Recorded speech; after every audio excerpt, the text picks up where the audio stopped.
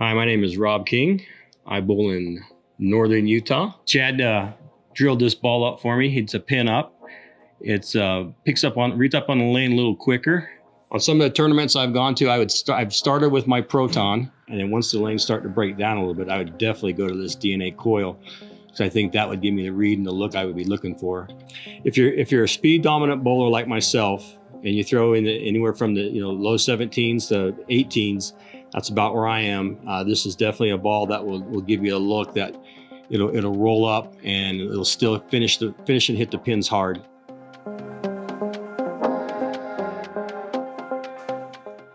Hey guys, Ken here, and today I'm throwing the new DNA Coil. I threw the original DNA and it was a little bit too strong for me on some conditions that we have here in Utah, but with the DNA Coil, I'm able to throw it on the same conditions but have a cleaner and more controllable shape that I haven't seen in a pro ball for a while.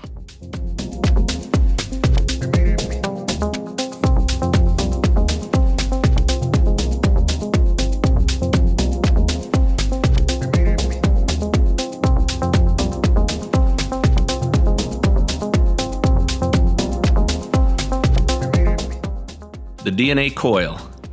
I love using high-end asymmetric bowling balls when the volume's a little heavier, there's a little bit more oil on the lane, and especially if it's a little bit longer.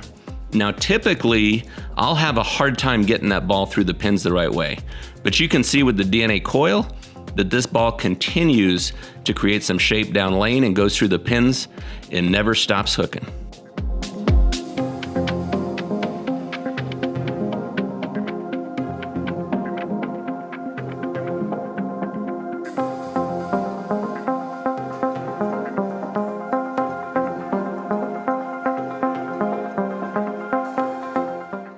The last few ASIMs on the Storm side have mostly been pretty clean, like the Absolute Vivo and now Absolute Power. So going with a cover that was nano-based like Exo Pearl made sense for this one. And even though it's shiny, I don't get a sharp transition with the Coil. It probably fits best between my Exotic Gem and Vivo, but the combination of the center heavy weight block and more aggressive cover makes it hard for this ball to miss a spot. Believe me, I tried.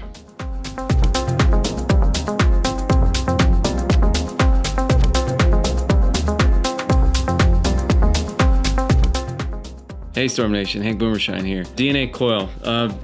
This one for me was exciting because I really liked the original DNA a lot. Gave me a lot of that kind of clean motion. I did a 6x3x3 so that I could get it maybe a little bit longer through the transition, especially on the left, so I could stay a little bit kind of direct. And then if I do want to open the lane up a little bit bigger buffer to make it round the back a little bit more.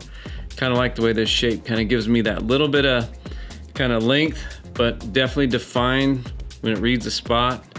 And man, this thing goes through the pins, unbelievable.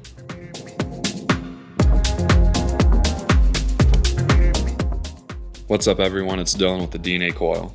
With the layout I put on this ball, I will be able to keep my feet further to the right and play up the boards when everything else forces me too far left. So if I'm on the fresh and my starting ball is too poppy down lane and overhooking, but doesn't recover when I move left, the DNA Coil will be my go-to choice.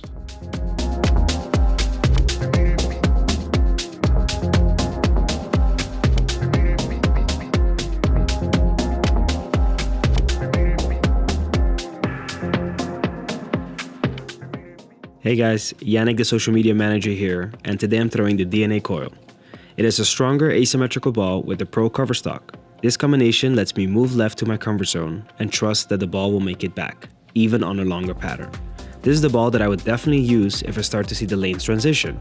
It gives me the controllable shape that I love, and it smells good, reminds me of home.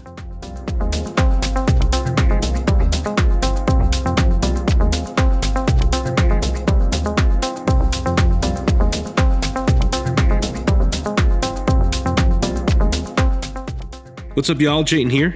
We are talking DNA Coil, the Pearl version of the original DNA.